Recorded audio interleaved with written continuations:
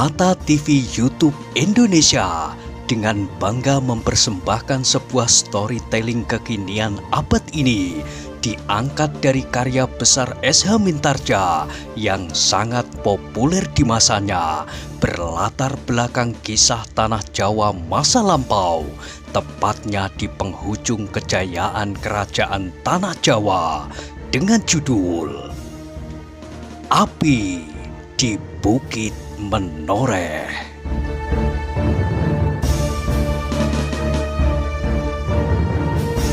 Pada kesempatan yang sangat baik ini, kita masuk pada episode yang ke-145. Selamat menikmati.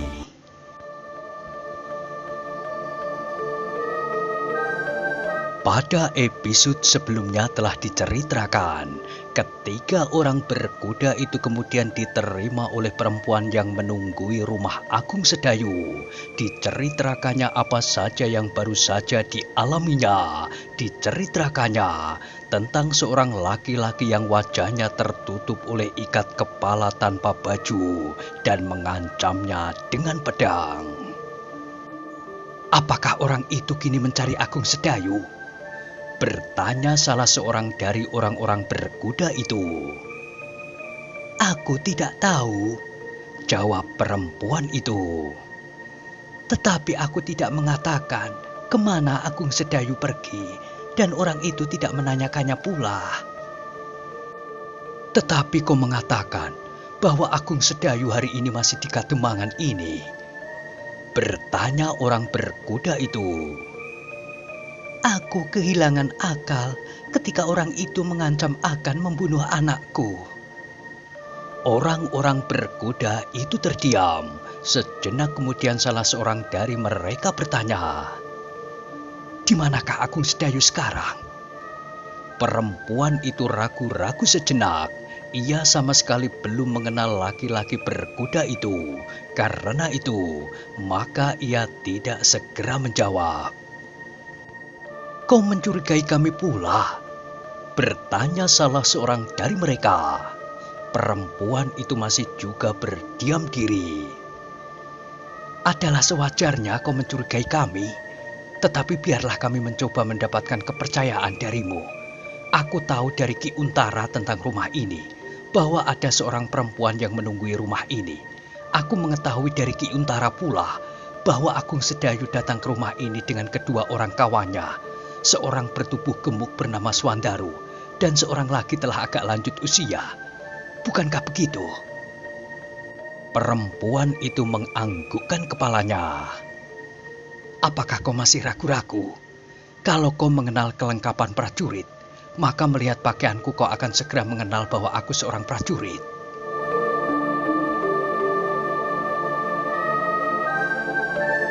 Perempuan yang tidak banyak mengetahui seluk-beluk keprajuritan itu sama sekali tidak dapat segera membedakan pakaian seorang prajurit dan bukan.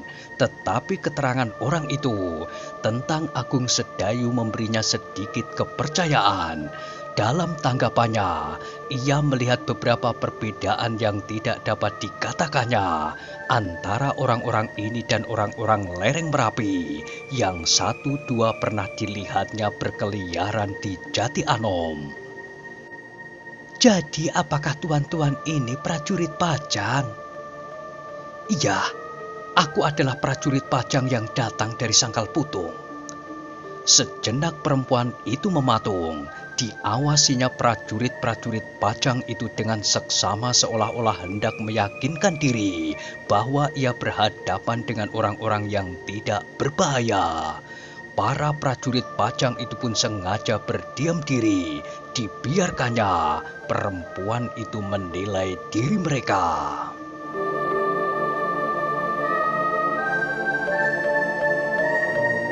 Akhirnya perempuan itu pun berkata, aku sendiri tidak tahu kemana Angger Agung Sedayu pergi. Prajurit-prajurit itu mengerutkan keningnya. Sejenak mereka saling berpandangan, tetapi perempuan itu masih memberi keterangan. Angger Agung Sedayu hanya meninggalkan sekeping papan yang hanya boleh aku tunjukkan kepada orang-orang yang tidak mencurigakan. Hei, ketika prajurit itu menjadi heran, apakah arti papan itu bagi mereka? Mereka menjadi bertanya-tanya di dalam hati ketika perempuan itu pergi dan mengambil sepotong papan bekas sebuah peti yang rusak.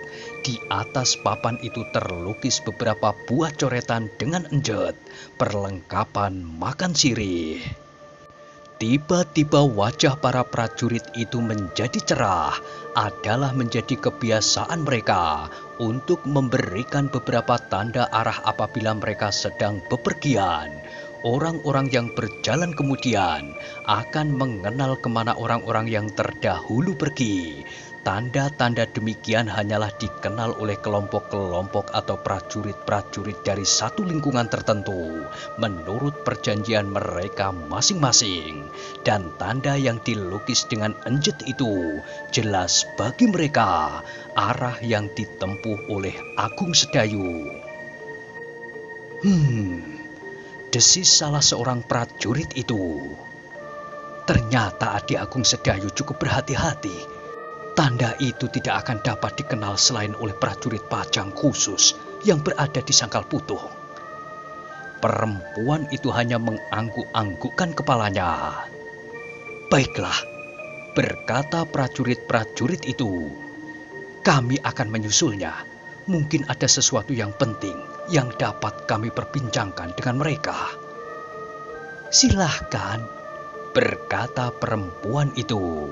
Sejenak kemudian para prajurit itu pun segera meninggalkan rumah Agung Sedayu, mengikuti petunjuk pada lukisan enjet itu.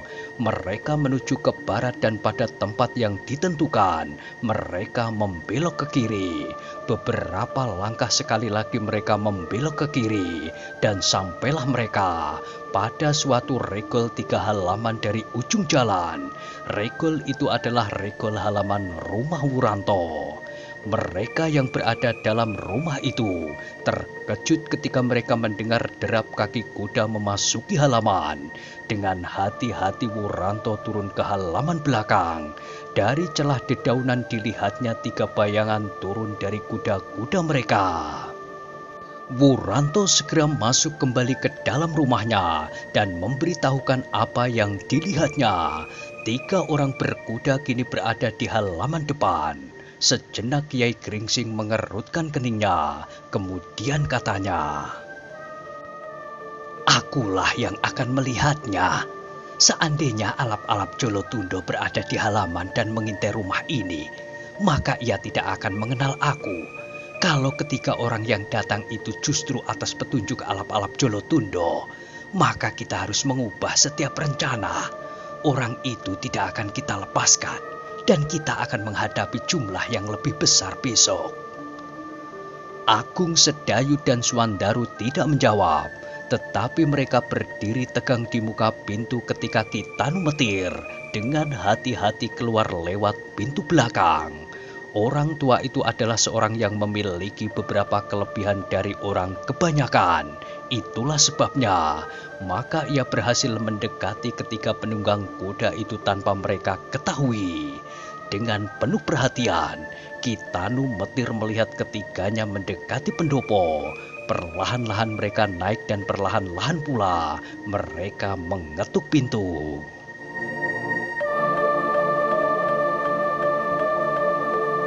Tiba-tiba Kiai Gringsing menarik napas dalam-dalam. Menurut pengamatannya, ketiga orang itu adalah prajurit-prajurit dari Sangkal Putung. Karena itu orang tua itu pun segera mendekatinya. Kini ketika prajurit itulah yang terkejut.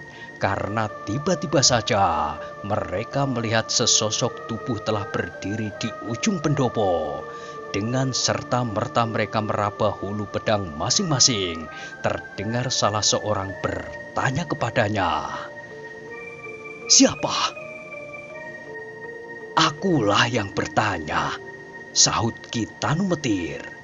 "Siapakah kalian bertiga?" Ketika prajurit yang mendengar sapa itu menarik napas dalam-dalam, suara itu pernah dikenalnya, suara Ki Tanu Metir. Oh, desis salah seorang dari mereka. Adakah itu Ki Tanu Metir? Iya. Kami adalah prajurit-prajurit yang datang dari Sangkal Putung. Pakaianmu telah memperkenalkan dirimu. Marilah, masuk lewat pintu belakang, berkata Ki Tanu Metir perlahan-lahan. Kenapa lewat pintu belakang? Rumah ini mungkin mendapat pengawasan dari orang-orang lereng Merapi. Tetapi menurut perhitunganku, orang-orang itu telah meninggalkan halaman ini. Masuklah dan berbicaralah dengan Agung Sedayu. Aku mempunyai pekerjaan di sini. Aku harus meyakinkan diri bahwa tak seorang pun yang melihat kehadiranmu di rumah ini, supaya Wuranto tidak menjadi korban kesalahan yang telah aku buat. Apakah yang telah Kiai lakukan? Masuklah lewat pintu belakang. Ketiganya pun kemudian berjalan lewat pintu belakang masuk ke dalam rumah itu. Sementara itu Kiai Gringsing tinggal di luar dan dengan kemampuan yang ada padanya diselidikinya seluruh halaman rumah itu. Tetapi telinganya sama sekali tidak menangkap suara apapun. Ia tidak mendengar nafas seseorang dan ia tidak melihat gerak-gerak yang mencurigakan. Kalau alap-alap itu masih berada di sini, ia tidak akan luput dari pengawasanku. Desis orang tua itu di dalam hatinya. Meskipun demikian ia tidak puas dengan pengamatannya di halaman itu. Dengan gerak yang lincah seperti tatit ia meloncat keluar halaman dan melihat setiap kemungkinan dengan penuh perhatian. Kiai Gringsing tidak mau menduga-duga apakah alap-alap Jolotundo masih berada di tempat itu ataukah tidak. Ia harus dapat meyakinkan dirinya. Ia tidak mau mengorbankan Wuranto yang dengan tulus telah bersedia membantu mereka. Karena itu, maka usahanya untuk meyakinkan diri itu pun tidak terbatas di sekitar halaman rumah Wuranto. Tetapi ia berjalan cepat-cepat menyusur jalan menuju lereng Merapi. Akhirnya yang dicari oleh Ki Tanu Metir itu diketemukannya juga. Samar-samar ia melihat sebuah bayangan meninggalkan Jati Anom. Orang itu adalah alap-alap Jolotundo. Desah Ki Tanu Metir di dalam hatinya. Menilik jarak yang telah ditempuh, agaknya orang ini telah pergi tanpa melihat kehadiran ketiga prajurit dari Pajang. Seandainya ia melihat juga, tetapi ia tidak tahu bahwa ketiganya telah masuk ke halaman rumah Wuranto.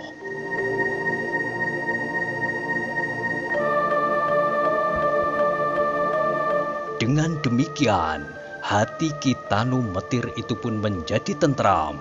Ia tidak mencemaskan lagi nasib Wuranto besok apabila ia kembali ke lereng Merapi. Sebab apabila alap-alap Jolotundo melihat ketiga prajurit Pajang itu menemui Agung Sedayu di rumah Wuranto, maka mereka pasti tidak akan mempercayai lagi anak muda Jati Anom itu. Dengan demikian, maka nasib Wuranto pun akan tersangkut di ujung pedang. Ketika Ki Tanu Metir itu kembali ke rumah Wuranto, maka dilihatnya ketiga prajurit Pajang itu sedang berbincang dengan asyiknya. Mereka agaknya sedang membicarakan masalah tentang Jati Anom. Marilah Kiai, Agung Sedayu mempersilahkan, dan duduklah Ki Tanu Metir itu kini di antara mereka. Ki Untara minta aku melihat kademangan ini, Kiai, berkata salah seorang prajurit-prajurit itu. Ia akan masuk besok bersama pasukannya. Ki Tanu Metir mengangguk-anggukkan kepalanya. Kemudian kepada Wuranto ia berkata, Angger harus dapat menyesuaikan diri. Sebenarnya kami ingin segera mengetahui tempat Sekar Mirah disembunyikan. supaya kami dapat menempuh suatu cara yang cepat pula untuk membebaskannya. Kami ingin membebaskan gadis itu sebelum Angger Untara memukul lereng Merapi dengan pasukannya. Wuranto mengangguk-anggukkan kepalanya. Selain daripada itu, berkata Ki Tanumetir, kita tidak boleh menunggu Sidanti menghubungi daerah asalnya. Kedatangan Argojoyo akan dapat memberikan cara baru baginya dalam usahanya menentang Pajang. Argojoyo akan dapat memberi nasihat kepada Sidanti untuk menghubungi ayahnya, dan ayahnya pasti tidak akan keberatan mengirimkan pasukan segelar sepapan untuk kepentingan anaknya. Wuranto masih mengangguk-anggukkan kepalanya, tetapi usaha yang harus dilakukan bukanlah usaha yang mudah. Ia tidak akan dapat langsung bertanya di mana Sekar Merah, tetapi ia akan dapat berbuat demikian lewat alap-alap Jolotundo yang sudah menceritakan lebih dahulu tentang gadis itu. Meskipun demikian, ia tidak boleh tergesa-gesa melakukan pekerjaannya. Melihat wajah Wuranto yang tegang, agaknya Ki Tanumetir dapat meraba perasaannya, sehingga kemudian katanya, Angger, memang pekerjaan itu bukanlah pekerjaan yang mudah. Pekerjaan itu adalah pekerjaan yang sukar dan harus dilakukan dengan sangat hati-hati. Mudah-mudahan Angger dapat melakukannya dengan baik.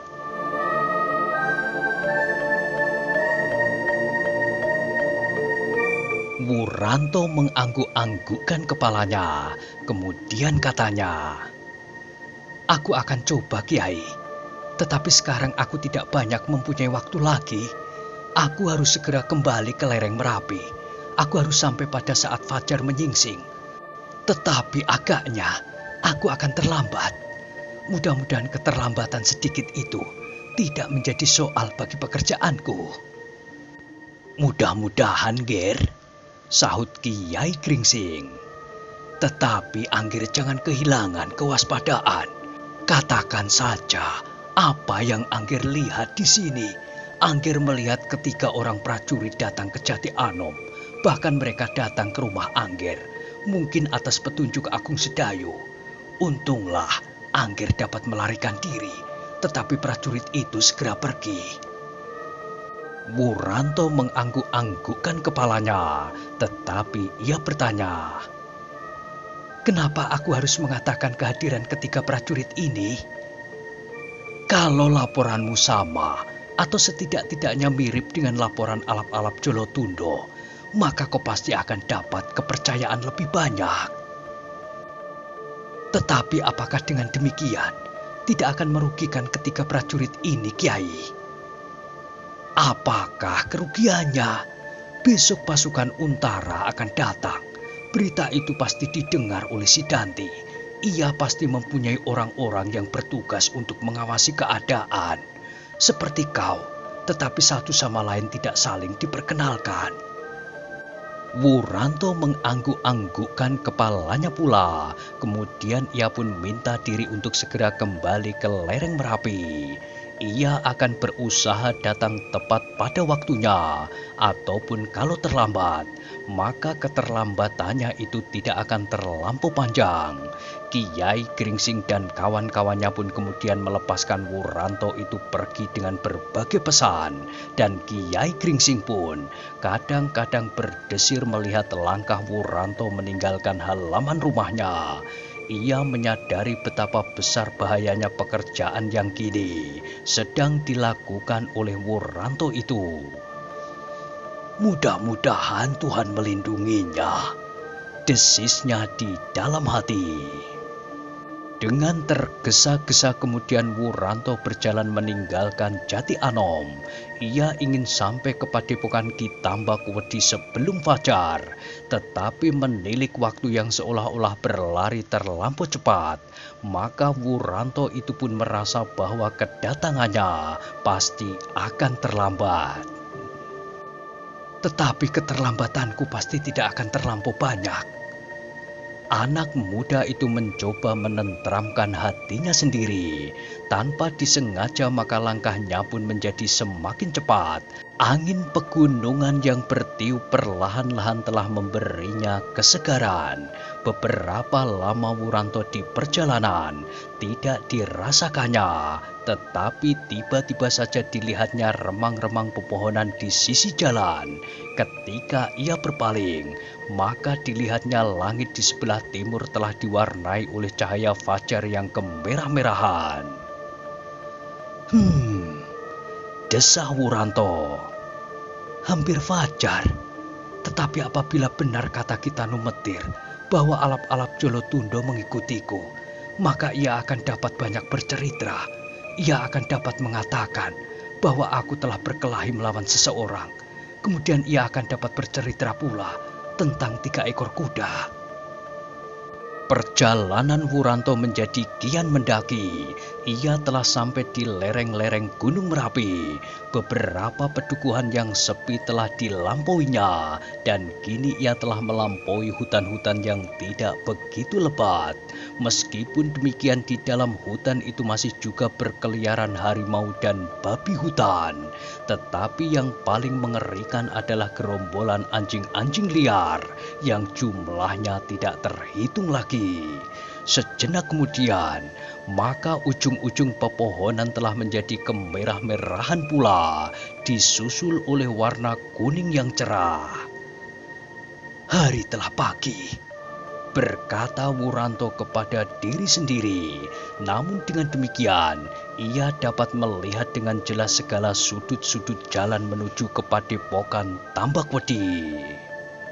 Ketika ia menjadi semakin dekat, kembali dilihatnya beberapa pucuk senjata di belakang batu-batu besar, di tikungan-tikungan, dan di sisi-sisi jalan.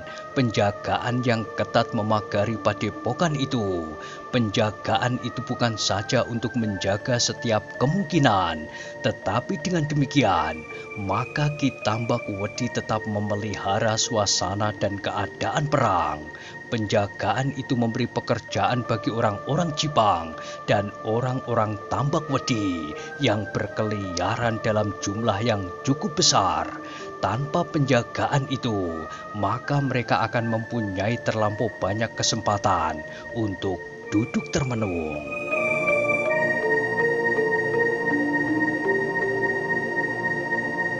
Kesempatan untuk memikirkan diri sendiri dan kesempatan untuk bertengkar satu dengan yang lain. Tetapi kesiapsiagaan yang selalu dibangun oleh Ki Tambakwedi dapat mencekam seluruh perhatian mereka, seolah-olah Untara dan prajurit-prajurit Pajang telah berada di muka hidung mereka. Dengan demikian, mereka tidak mendapat kesempatan untuk berpikir tentang diri sendiri, tentang kesulitan-kesulitan yang mereka alami, dan tentang hari depan mereka yang gelap. Mereka tidak mendapat kesempatan untuk bertengkar satu dengan yang lain, berebut berbagai macam persoalan.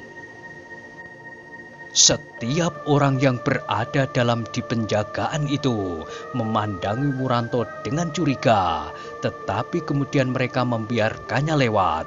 Anak muda Jati Anom itu adalah anak muda yang kemarin dibawa oleh Sidanti dan kemudian berjalan meninggalkan padepokan ini bersama alap-alap Jolotundo. Matahari di atas cakrawala pun merayap semakin tinggi. Cahayanya yang menyangkut di ujung Gunung Merapi seakan-akan telah membakar puncak itu sehingga berwarna merah membara. Dalam pada itu, maka padepokan Tambakwedi itu pun menjadi semakin dekat.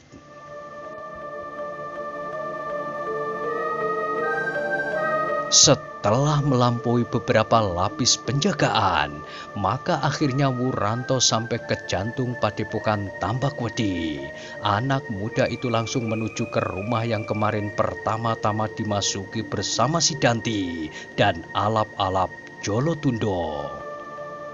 Dada Wuranto berdesir melihat alap-alap yang masih sangat muda itu. Matanya benar-benar seperti mata burung alap-alap. anak itu tampaknya telah rapi benar. Agaknya ia telah sempat mandi dan membenahi pakaiannya. Tidak ada tanda-tanda bahwa semalam ia pergi mengikutinya ke Jati Anom. Kau Wuranto, sapa si Danti.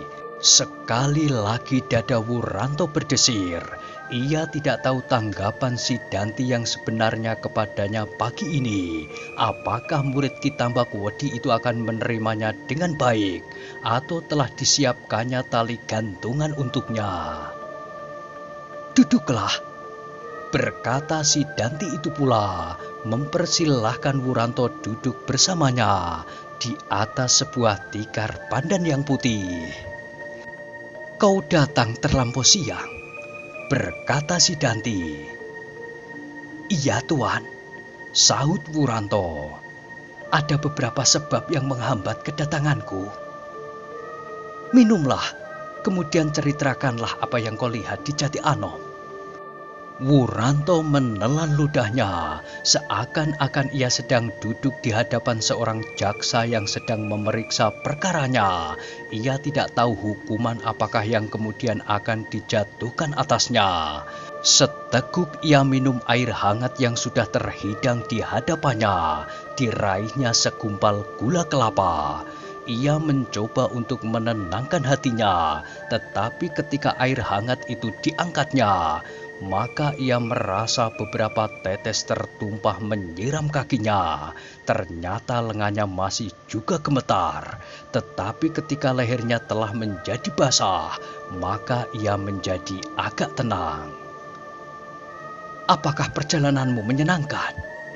Berkata si Danti tiba-tiba.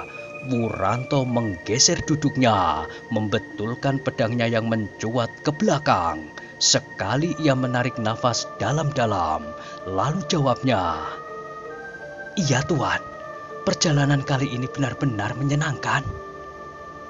Ceritakanlah apa yang kau lihat dan apa yang kau dengar. Aku tidak hanya sekedar melihat dan mendengar tuan, jawab Wuranto. Tetapi aku hampir mati di perjalanan. Kenapa? Si Danti terkejut. Tetapi Wuranto melihat bahwa sebenarnya si Danti hanya berpura-pura saja. Alap-alap itu pasti sudah bercerita tentang Kitanumetir yang sudah mencegat perjalananku, katanya di dalam hati. Wuranto itu pun kemudian bercerita tentang apa saja yang dilakukannya, berkelahi dengan seorang laki-laki yang tidak dikenalnya, yang mencegat perjalanannya, kemudian menggertak perempuan tua yang menunggui rumah Agung Sedayu, dan yang terakhir tentang 3 orang penunggang kuda yang datang ke Jati Anom. Si Danti dan alap-alap Jolotundo mendengarkan dengan penuh minat, seakan-akan apa yang didengarnya itu belum pernah diketahuinya terlebih dahulu. Kadang-kadang wajah mereka berkerut-merut, kadang-kadang menjadi terang.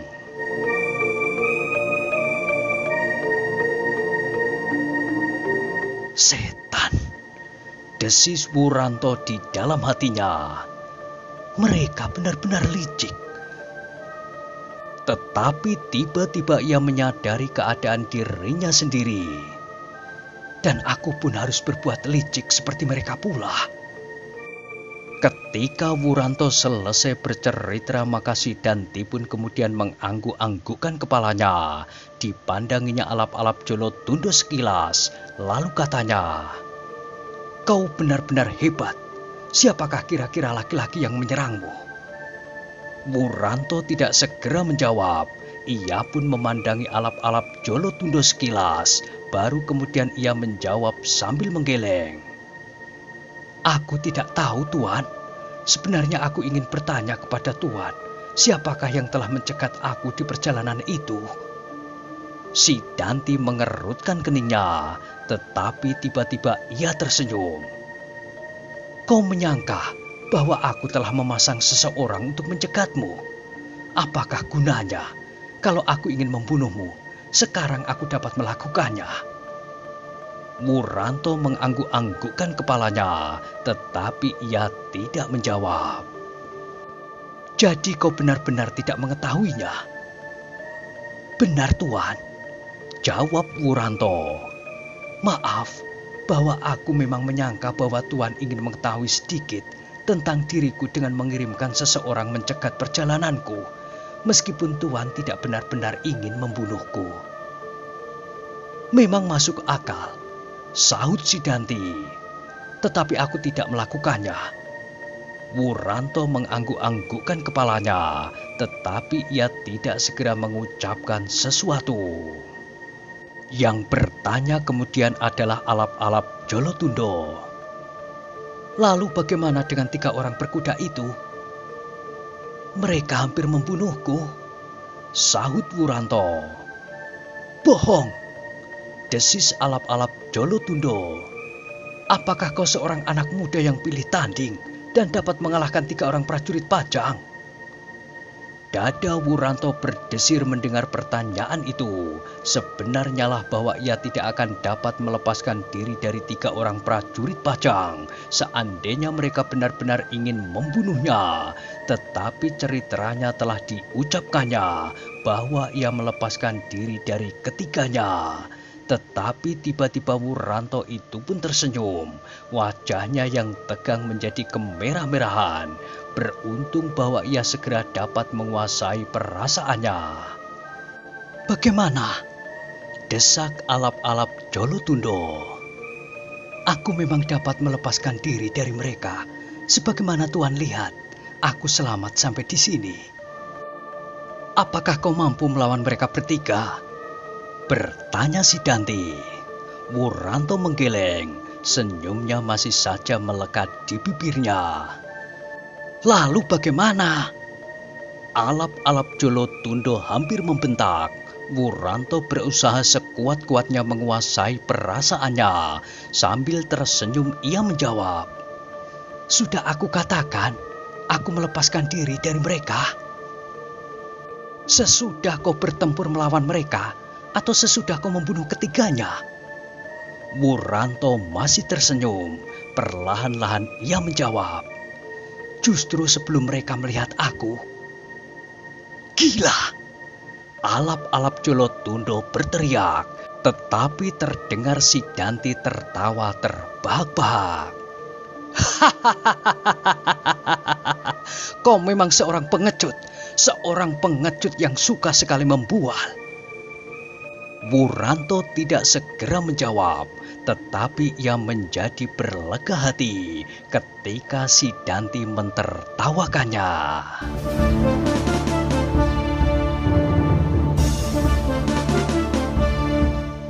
Nah, bagaimanakah kisah selanjutnya? Silahkan ikuti terus kisah Api di Bukit Menoreh pada episode berikutnya. Sampai jumpa.